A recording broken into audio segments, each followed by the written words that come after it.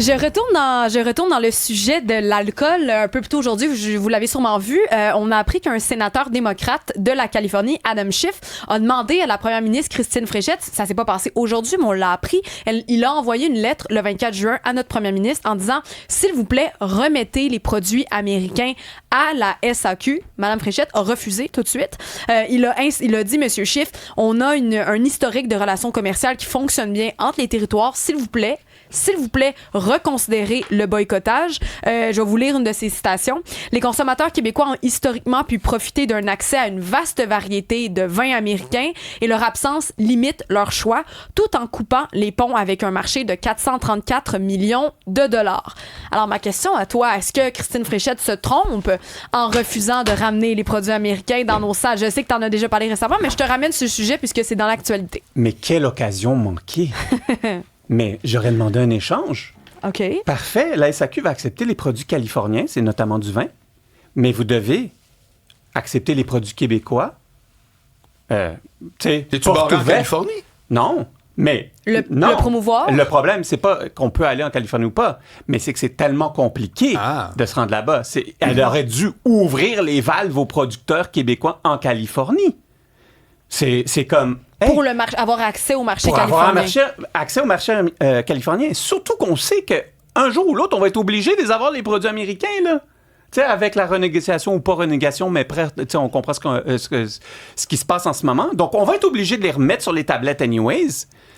Moi, il y a un pays du G7, littéralement, parce que la Californie serait dans le G7 si c'était un pays autonome. C'est un État démocrate. Donc, moi, j'aurais sauté sur le bandwagon puis dire parfait, les amis. X nombre de bouteilles de Californiens peuvent rentrer contre X nombre égal de produits québécois. Boum! Elle aurait repris la balle puis relancé la balle dans le terrain de Gavin Newsom. Quoi, il aurait dit non après? Il aurait eu l'air d'un con puis il aurait été obligé. En Californie, oui, c'est pas le gouverneur, non, c'est ça, mais ça, c'est la Floride de Gavin Newsom. Je me trompe pas. Non, Gavin Newsom, c'est le gouverneur de la Californie. OK, mais là, c'est le sénateur démocrate, pardon. Mais là, tu vois, elle a pris cette décision-là. C'est une décision politique, partisane, pour pouvoir plaire au monde, dire « J'ai tenu tête aux États-Unis ». C'était pas la meilleure décision en à business, prendre. tu trouves que c'est zéro? C'est zéro, c'est clair. Quand t'as un marché aussi gigantesque que la Californie. OK? Elle aurait pu négocier juste San Francisco, j'aurais été correct avec. On s'entend. Vendu, c'est quoi ton... Pas aux États-Unis. Nous, on est en France. Non, pas aux États-Unis. Je te dirais que ça va venir bientôt, mais on a eu plusieurs rendez-vous manqués. On devait lancer, c'était en janvier 2020. On sait ce qui s'est passé. Après, on devait lancer un peu plus tard. Il y a eu des tarifs. Pas cette fois-ci, mais une autre vague de tarifs. Donc, tu sais, c'est assez complexe d'être un producteur qui veut lancer des produits de grande consommation aux États-Unis. Mais notre deuxième marché, c'est la France, quelques autres pays en Europe, puis même dans les Costco au Japon. Hein? Quoi? Dans les Costco au Japon. Puis le président puis le vice-président de Costco Japon, c'est un gars de Saskatchewan puis l'autre de Manitoba. Ouais, d'affaires comme ça. C'est hilarant. Ouais. Puis il y a comme une petite clique québécoise au Costco Japon. Il y a Prana, vous savez, les Noirs. Ouais. Il y a, bien entendu, le sirop d'érable du Québec. Il y a le port de Nagano. Il y a comme plusieurs producteurs québécois qui réussissent bien dans ce coin de pays-là. Donc, oui. Ah, mais c'est... Marianne? Non, je suis estomaquée que ce soit aussi compliqué. Tout est compliqué, surtout avec l'alcool. L'alcool est extrêmement légiféré. Les gouvernements voient ça comme une manne financière, tu sais, les taxes et tout ça. Fait que quand tu lances dans un pays, c'est pas la business où tu fais le plus de comment je pourrais dire, de profit en quelque sorte, parce que tu sais, c'est très taxé l'alcool et c'est très réglementé. Donc, tout le monde protège son affaire, puis juste le fait de chaque pays ou chaque province presque, on doit écrire des choses différentes sur les étiquettes des bouteilles. Tu sais, pour monsieur, madame, tout le monde, c'est comment? C'est facile, juste ils impriment des étiquettes, mais ça se fait pas aussi facilement. Tu sais, c'est très complexe là, d'imprimer 300 000 canettes pour le Japon, puis après 300 000 pour l'Angleterre, puis si c'est un nouveau marché, tu vas en imprimer 300. Tu sais, c'est super complexe. Mais les États-Unis, c'est une bébite extrêmement complexe. Ouais. à faire affaire avec.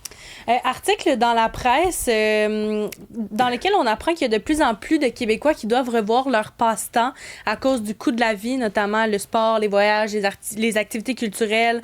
Mais c'est sûr qu'avec tout ça, la facture elle grimpe quand même assez rapidement avec le coût de la vie, les loyers, l'épicerie qui coûte cher, etc. Donc, il y en a qui vont plus adhérer à des trucs qu'ils aiment, des activités gratuites avec leur petit village. Mais moi, j'avais envie de sortir un peu de l'entrepreneur et du gars qui sait des affaires insolites, des savoirs inutiles. Ouais, c'était quand même les deux facettes qui t'habitent le plus, tu vois. Ben, qu'est-ce que tu fais de tes passe-temps? Comment t'occupes moi, je suis un ton papa, temps? hein? Donc, je suis... 3 fois, hein? Oui, 3 fois. Donc, j'obéis à mes enfants pendant C'est les mon temps passe-temps de libre. tes enfants. Puis je suis marié, hein? Donc, moi, je suis... je te dirais que, tu sais, disons quelque chose que j'aime beaucoup faire. Moi, j'adore la marche. Moi, je marche énormément. Tu marches où? Dans des cimetières, pour de vrai. Moi, j'habite sur le Mont-Royal. Tu sais que c'est un peu inquiétant comme réponse. Mais je vais vous le dire pourquoi. J'habite sur le Mont-Royal. J'ai 3 immenses cimetières au pas de la porte. Et, ça veut dire quoi, j'habite sur le Mont-Royal? Il n'y a pas de maison sur le Il y a une Mont-Royal? petite cabane côté des de la arts en croix. haut, là. Je suis en dessous de la croix. C'est 411. Il y a une porte qui ouvre. Ben non, mais Un tu bunker. sais, c'est à Outremont, là. OK, à Outremont. Oui, oui. OK. C'est sûr, là. Mais bref. Et... L'adresse est là. Oui, non, c'est ça. Et c'est absolument exceptionnel, les cimetières. 1, c'est extrêmement calme. 2, c'est rempli de vie. Moi, quand le monde me dit le contraire, le cimetière, là, c'est l'histoire du Québec à tes pieds tous les jours. Moi, je croise 15 premiers ministres tous les jours. 30 maires de Montréal, Joe Beef, le vrai Joe Beef. Tu sais, je les vois, je les croise. Léonard Cohen, je le vois tous les jours. Tu sais, c'est moi, la famille Molson, plusieurs joueurs des Canadiens, des personnes qui ont fait les nouvelles pas pour les bonnes raisons aussi. Des soldats, énormément de soldats. Des enfants, puis moi, je suis avec mon téléphone, puis des fois, tu sais, j'en vois un qui est mort à 14 ans, puis c'était en 1982, c'est lourd, tu sais, 14 ans, je vais voir sur Internet, c'est quoi, puis là, t'apprends des histoires. Moi, mon rêve, c'est de faire un documentaire sur les cimetières. Donc, je marche beaucoup, puis j'écoute des balados en même temps, puis j'écoute la radio, beaucoup des balados français. Et puis...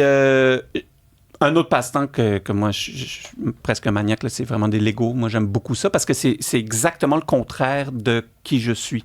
Donc, il faut suivre un plan, il faut vraiment être concentré, il ne faut pas parler, puis il faut vraiment... c'est presque mathématique, puis tu sais, moi, c'est à l'envers. Là. Moi, c'est plus la créativité folle. Fait que j'aime cette obligation de... Mais sinon, ben, tu sais, j'aime aussi travailler beaucoup. J'aime travailler sur des projets. Tu sais, pour moi, oui, j'ai mon travail, mais d'autres projets... C'est quoi ton travail? C'est quoi une journée de Nicolas Duvernois?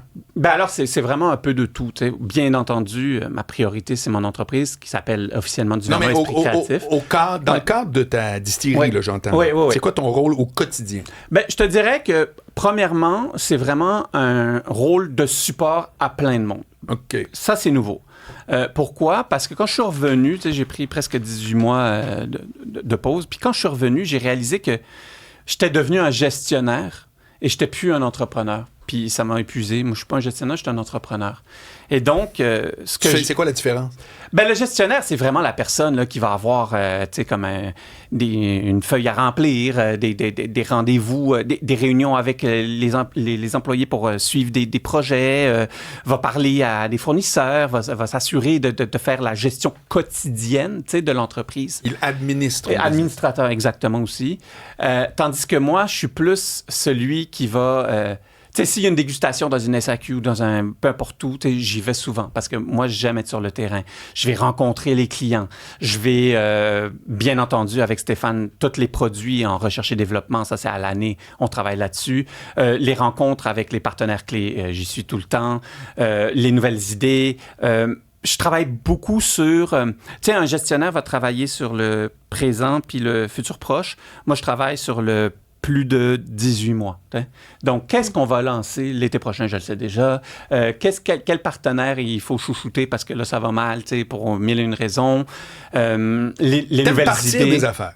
T'aimes lancer Moi, des c'est affaires. mon trip le premier. Okay. C'est avoir une idée, texter Stéphane souvent ou Pierre-Alexandre ou Gabriel, peu importe qui, là. Je les texte. Ça, c'est tous tes partenaires d'affaires? Ben, tu sais, des bons amis, tout le monde. du monde Non, autour mais de toi. c'est tout du monde du bureau, mais que, tu sais, on est tellement proches, là, au bureau. Mais je leur texte une idée, puis peut-être 18 mois plus tard, on lance le produit. Je suis comme, oh my God, ça, c'est mon trip. Là. Tu sais, c'est vraiment partir de rien avec une feuille blanche. C'est peut-être, tu sais, moi, je voulais être architecte, hein. Fait que l'architecte commence un plan.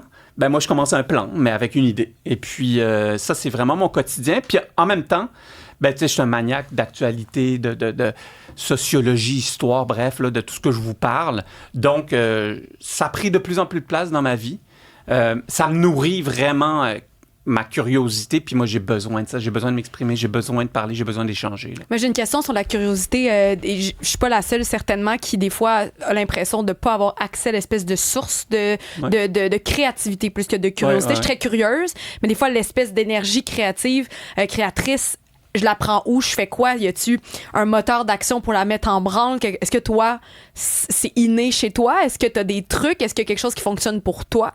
Ben, je crois que ça se travaille, la créativité. Puis ça, c'est un sujet d'ailleurs. Tu sais, avec mon équipe, que j'en ai beaucoup parlé au fil des années, on s'appelle Duvernois Esprit Créatif. Et puis, je me rappelle, moi, j'avais une directrice marketing que ça lui mettait de la pression, la créativité. Pourtant, elle était extrêmement créative, mais c'est parce qu'on voit ça gros, c'est comme le mot innovation. Mais tu sais, c'est une démarche comme toute. Et puis, la créativité vient principalement de la curiosité.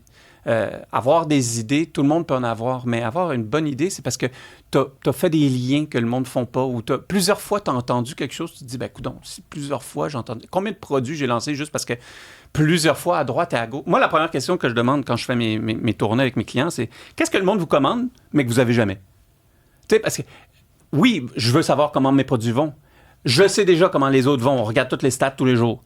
Mais je veux surtout savoir qu'est-ce que le monde veut, mais qui n'existe pas. La créativité, elle vient souvent de ta question. Tout part de la question. Au foot, là, au soccer, on appelle ici, on parle toujours des buts, mais les vrais experts disent toujours, mais non, ça part de la passe. C'est la passe qui a fait le but. C'est pas le but. Le but final, c'est facile en quelque sorte. Donc, la créativité, une fois que tu développes ton idée, ça, c'est la job la plus facile. C'est est-ce que tu as posé la bonne question pour avoir telle et telle idée ou pour faire tel et tel lien? T'sais. Puis il ne faut pas se mettre de pression. Il y a des jours où j'en ai pas d'idée, puis il y a d'autres jours où j'en ai trop. Ça, c'est les jours où tu viens nous voir, c'est ce que j'ai compris. Les jours où j'ai pas d'idée, je viens vous voir, ouais.